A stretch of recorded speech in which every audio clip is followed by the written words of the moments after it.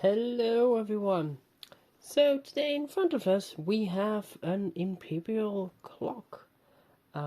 This is what I call ornament clocks because, well, there's more ornament than clock to it. Because the actual clock part is just behind the dial and the rest is just, well, yeah, very heavy ornament. This one is particularly heavy, and there's no real good way to take them, and the edges here are sharp, which I quite noticed when, yeah, I placed it here. This one is made in Italy, which is something that, well, a clock made in Italy you don't see too often. But yeah, um, I don't know the age of this clock. This could be anywhere from probably from the 70s till today. The thing that is wrong with this clock is that if you take the little key here, so this side winds up fine, which is the side that makes the movement go, and the side that makes the chime go. As you can see, there's nothing holding it back, so that means that there's something wrong with the clickspring assembly. So yeah, let's get into it. I'll move the camera a bit closer. What I assume in this clock is that if we remove those two screws, that the whole thing pops out of the front, and then we'll be able to see more. So let's remove those two screws.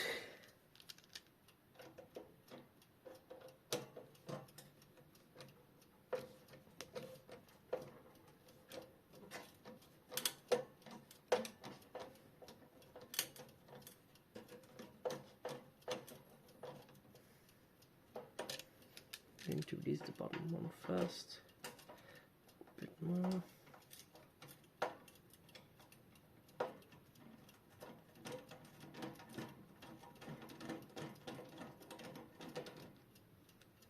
So we don't want it to fall out on us.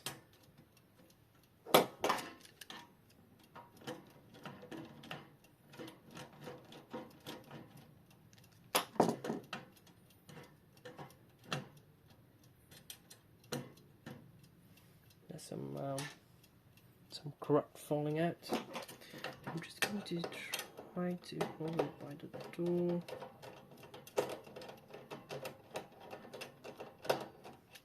I assume the movement that's in here is a Hermler movement. We'll get that confirmed in a little bit. Okay, we got lucky there.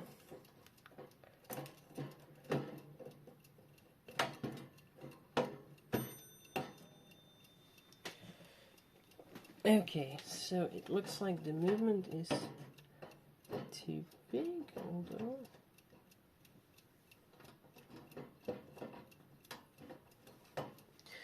maybe with some persuasion.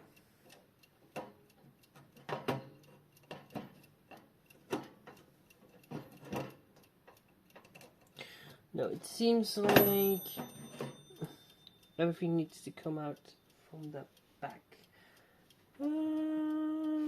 So let me get my pliers out so I can undo the nut here, and then we'll get everything out of the back.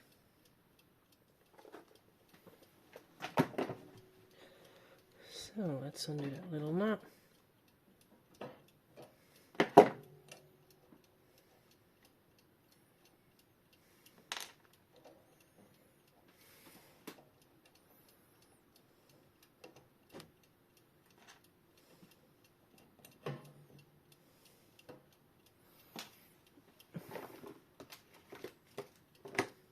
Now let's undo the big one.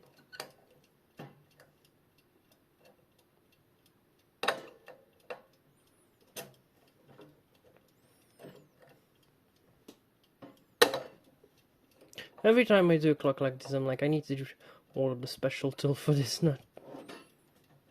For this kind of nuts. But as you can see, I still haven't.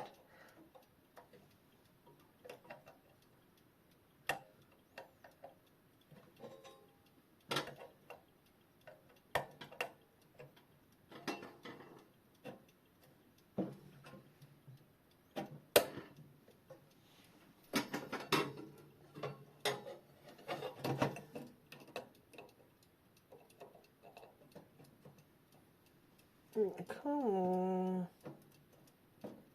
Oh, this one's real stuck. Looks like they cross-threaded it.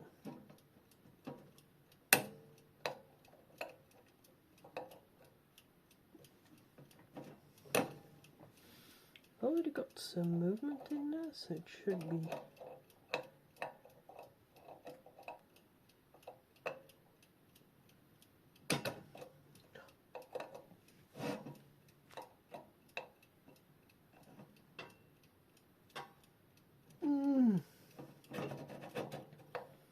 Oh, come on. I got it to turn earlier.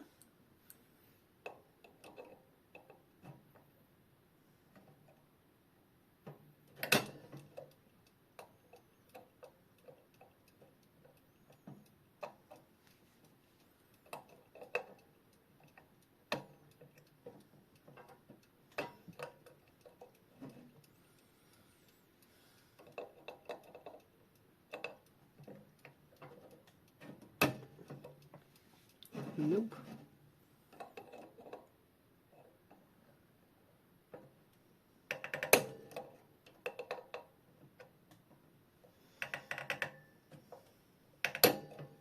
What did you do in there? Did you put Loctite on there or something like that?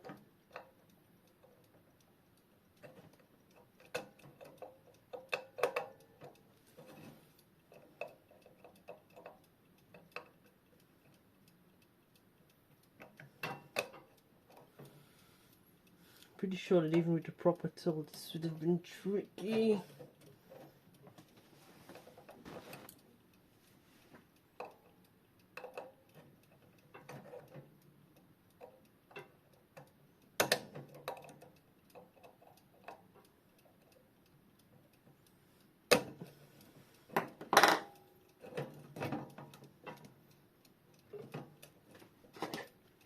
This one in there by now? No.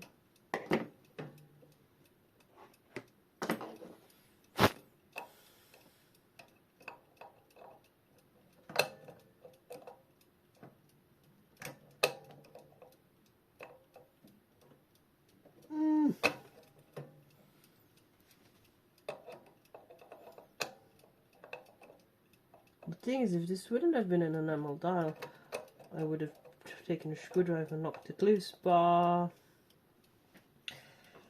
can't really risk that with an enamel dial.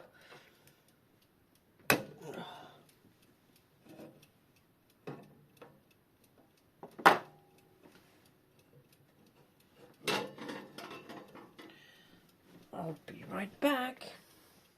So, after a lot of persuasion, that is finally loose. I'm starting to get a feeling that getting to the repair is going to be harder than actually doing the repair.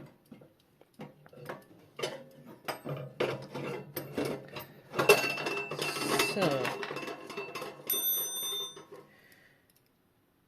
we've got everything out, and as you can see in there, somehow the little click spring is not where it's supposed to be.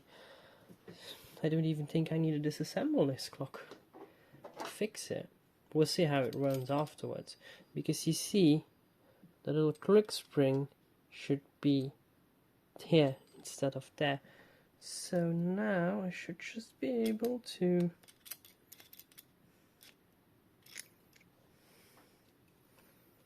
pull the click spring back.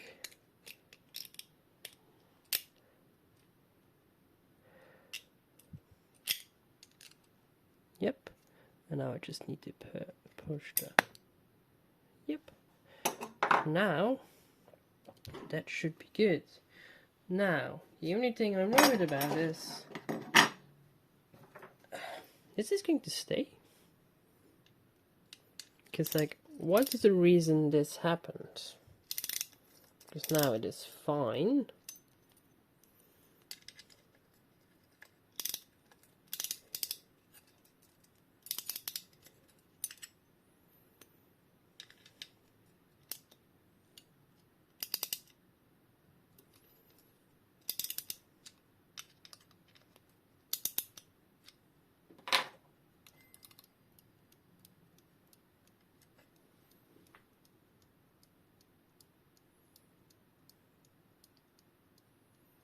The amplitude on there is definitely on the low side. So what I'll do is I'll just do some oil, do some grease on certain points and see how that goes, and otherwise I will recommend the client a full maintenance.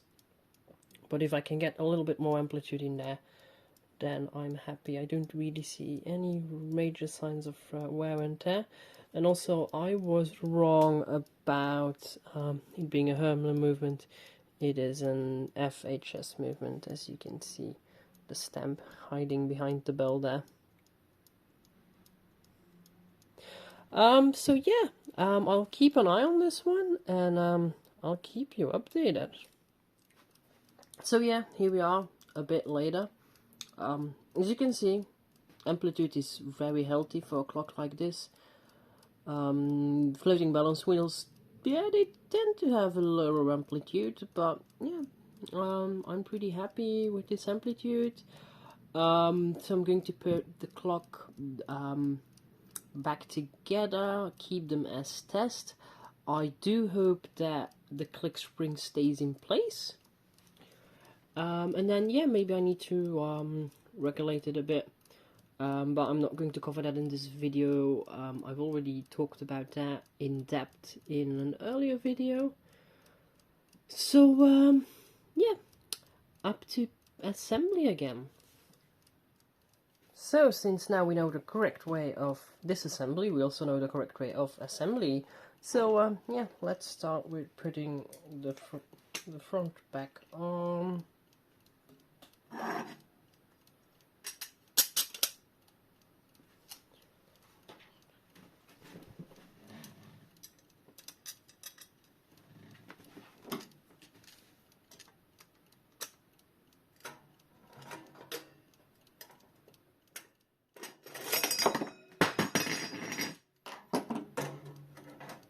You know what?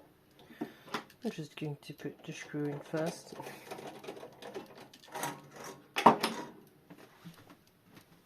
Then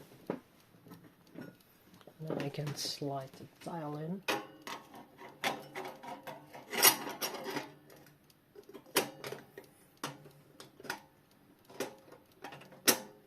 Like so.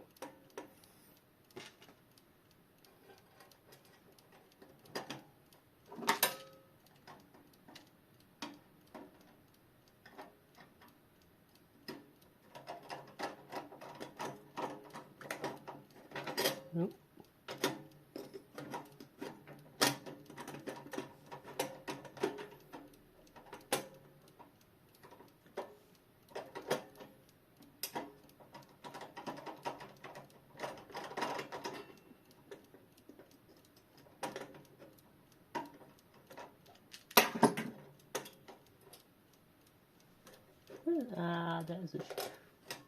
That's going to go better.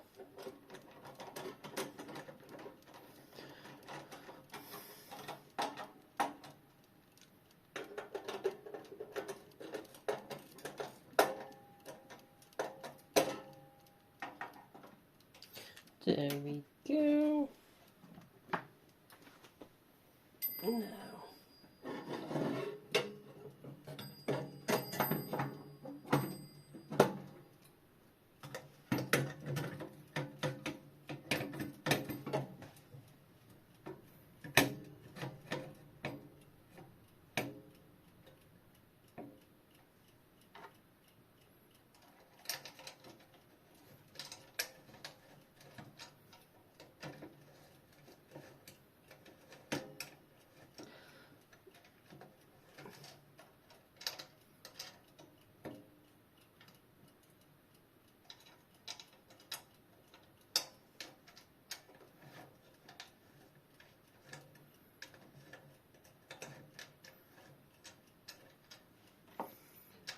Now, alignment is not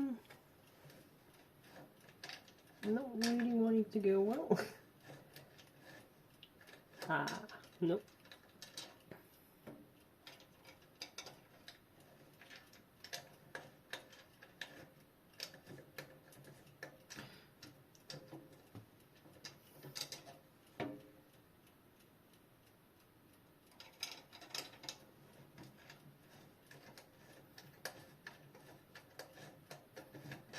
No, still not.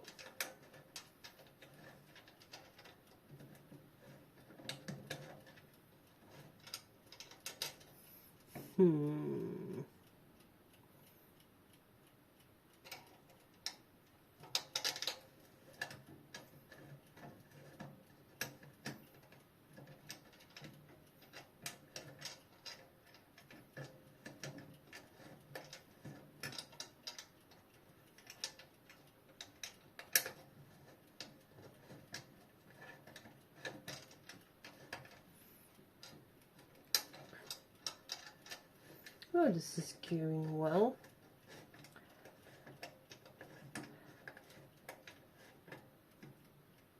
I think I got it. Yes. Now,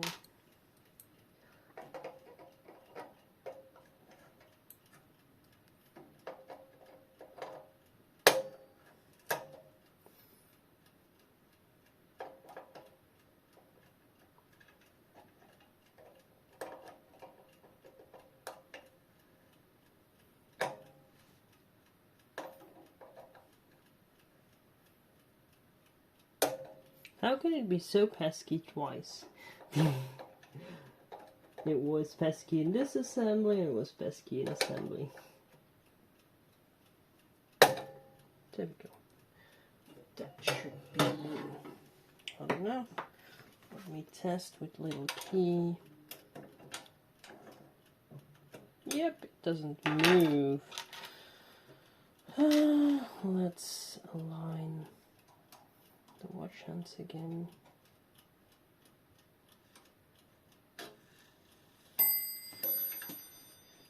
That's half, so I need to put it there. Or one, let's see. 1, 2, 3, 4, 5, 6, 7, 8, 9, 10, 10. Okay.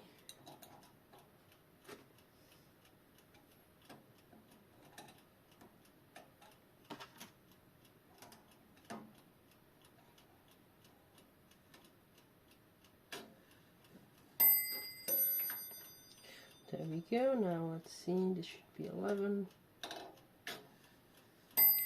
1, 2, 3, 4, 5, 6, 7, 8, 9, 10, 11. Yeah, okay. Let's put the nut back on. And should be it as far as the repair concerned. Now I'm going to keep it here for trial, and then after that, yeah, it should be good normally. If there's any more updates on it, then I will let you know. And otherwise, well, that's the end of the video. I hope you liked it. Bye bye.